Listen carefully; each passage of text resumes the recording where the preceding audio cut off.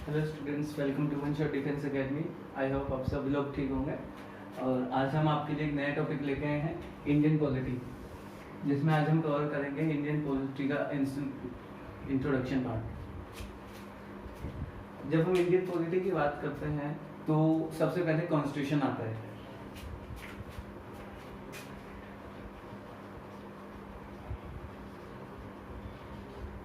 Constitution को, जिसे हम हिंदी में संविधान भी बोलते हैं,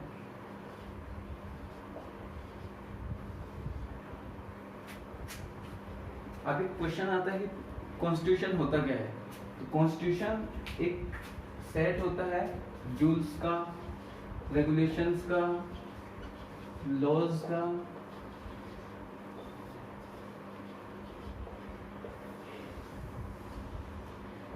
और बेसिकली हम जान सकते हैं कि एक कंट्री या एक नेशन किस तरह से डेवलप करेगा, ये डायरेक्टली और इनडायरेक्टली डिपेंड करता है उस नेशन का कॉन्स्टिट्यूशन कैसा है। अगर उस नेशन का कॉन्स्टिट्यूशन अच्छा है, वेल एंड गुड है, तो उस कंट्री का डेवलपमेंट है वो भी काफ़ी अच्छे से होगा।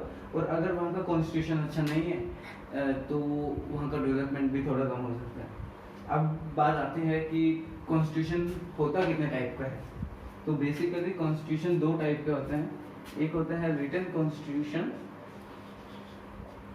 एक होता है नॉन रिटन कॉन्स्टिट्यूशन।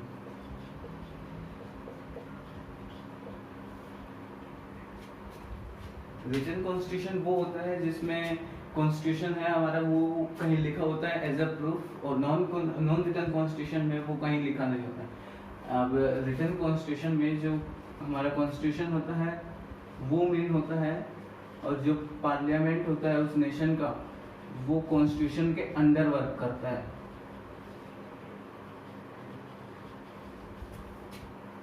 और नॉन रिटन कॉन्स्टिट्यूशन में हमारा पार्लियामेंट होता है वो उस नेशन का मेन होता है, और वहाँ का कॉन्स्टिट्यूशन उस पार्लियामेंट के अंडर वर्क करता है। ठीक है। अब जो रिटन कॉन्स्टिट्यूशन होता है वहाँ पे कॉन्स्टिट्यूशन होता है, constitution is the mother of parliament. But जब हम नॉन रिटन कॉन्स्टिट्यूशन की बात करते हैं तो वहाँ पे पार्लियामेंट होता है, पार्लियामेंट और कॉन्स्टिट्यूशन। तो यहाँ पे कॉन्स्टिट्यूशन होता है वो पार्लियामेंट का चाइल्ड होता है। ठीक है। तो constitution is the child of parliament, and here in written constitution जो कॉन्स्टिट्यूशन है, constitution is the mother of parliament. Written constitution में होता है कि जो हमारा कॉन्स्टिट्यूशन होगा वो मेन रहेगा, कॉन्स्टिट्यूशन के अंदर ही जितने भी रूल्स एंड रेगुलेशंस होंगे वो कॉन्स्टिट्यूशन ही बनाएगा। और अगर नॉन रिटन कॉन्स्टिट्यूशन है तो वहाँ पे पार्लियामेंट है वो रूल्स बनाएगा, और कॉन्स्टिट्यूशन में वो जब मन चाहे अपनी मर्जी से उसमें कोई भी अमेंडमेंट कर सकते हैं। अमेंडमेंट बेसिकली होता है कि हम अपने कॉन्स्टिट्यूशन में क्या चेंज करना चाह रहे हैं, डिपेंडिंग अपॉन अवर नीड्स, हम क्या क्या उनसे चेंज करना चाह रहे हैं, उसको अमेंडमेंट बोलते हैं। जब हम इंडियन कॉन्स्टिट्यूशन में अमेंडमेंट की बात करते हैं तो अभी तक 104 कॉन्स्टिट्यूशनल अमेंडमेंट हो चुके हैं।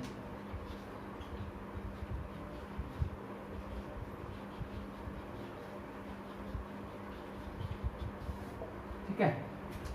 हमारा कॉन्स्टिट्यूशन बन रहा था तो उस टाइम पे उसके कितने मेंबर्स थे, किस तरह की कमेटीज थी, तो वहाँ पे टोटल 389 मेंबर्स थे कॉन्स्टिट्यूशनल कमेटी में, जिसमें से 296 थे वो ब्रिटिश इंडिया से आए थे।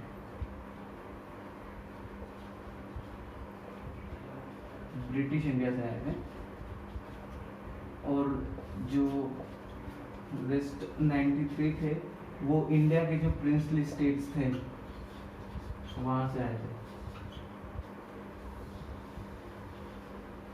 आपको पता है जब हमारा इंडिया इंडिपेंडेंट हुआ था तो उस टाइम पे हमारा इंडिया एक छोटे छोटे प्रिंसली स्टेट्स में डिवाइड था।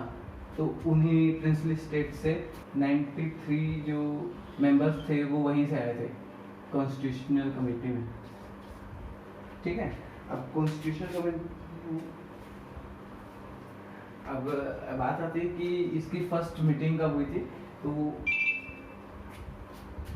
जो कॉन्स्टिट्यूशनल कमेटी थी उसकी फर्स्ट मीटिंग हुई थी 9 नवंबर 1946 को फर्स्ट मीटिंग हुई थी।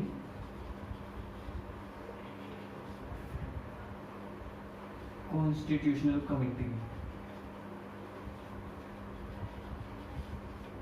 ठीक है। कॉन्स्टिट्यूशनल कमेटी की फर्स्ट मीटिंग 9 नवंबर 1946 को हुई थी, जिसको चेयर किया था डॉक्टर सच्चिदानंद सिन्हा ने।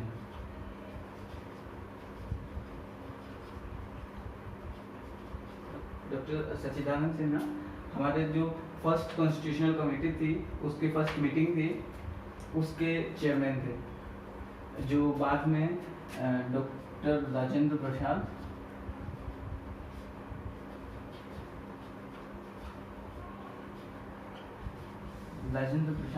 बाद में इस कॉन्स्टिट्यूशनल कमेटी के प्रेसिडेंट बन गए थे।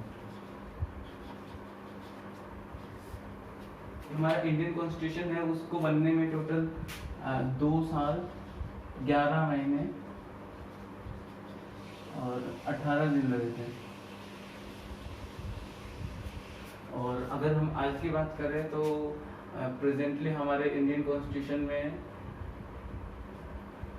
12 शेड्यूल्स, 25 पार्ट्स, 395 आर्टिकल्स, और जैसे मैंने बताया अभी तक 104 कॉन्स्टिट्यूशनल अमेंडमेंट्स हो चुके हैं। अब जब इंडियन कॉन्स्टिट्यूशन की बात आती है तो एक आपने ड्राफ्टिंग कमेटी के नाम बारे में भी सुना होगा। ड्राफ्टिंग कमेटी,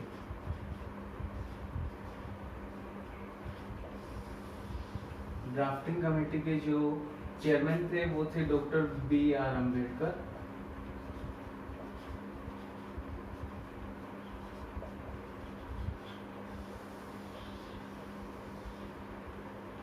ठीक है, doctor BR Ambedkar drafting committee के चेयरमैन थे। जो ड्राफ्टिंग कमेटी थी वो फर्स्ट टाइम जो उसका अपॉइंट किया गया था वो था 29 अगस्त 1947 को अपॉइंट किया गया था ड्राफ्टिंग कमेटी को। अब उसको अपॉइंट करने के बाद ड्राफ्टिंग कमेटी का काम था कि उस कॉन्स्टिट्यूशन को जितने भी वहाँ पे पार्ट जो मेंबर्स है 389 मेंबर्स हैं, ये मेंबर्स जो भी बातें बोल रहे हैं कि हमें कॉन्स्टिट्यूशन में ये भी ऐड करना है, ये भी ऐड करना है, ये रूल्स हमें ऐड करने हैं, इस टाइप के लॉज होने चाहिए, इस टाइप के फंडामेंटल राइट्स होने चाहिए, फंडामेंटल ड्यूटीज होनी चाहिए, और DPSP होना चाहिए, किस टाइप के हमारे पास लॉज होने चाहिए, उन सबको लिखने के लिए ड्राफ्टिंग कमेटी का गठन किया गया था। अब जो ड्राफ्टिंग कमेटी ने अपना फर्स्ट ड्राफ्ट दिया था वो था 21 फरवरी 1948 को अपना फर्स्ट ड्राफ्ट दिया था ड्राफ्टिंग कमेटी ने। और जो सेकंड ड्राफ्ट दिया था वो भी अक्टूबर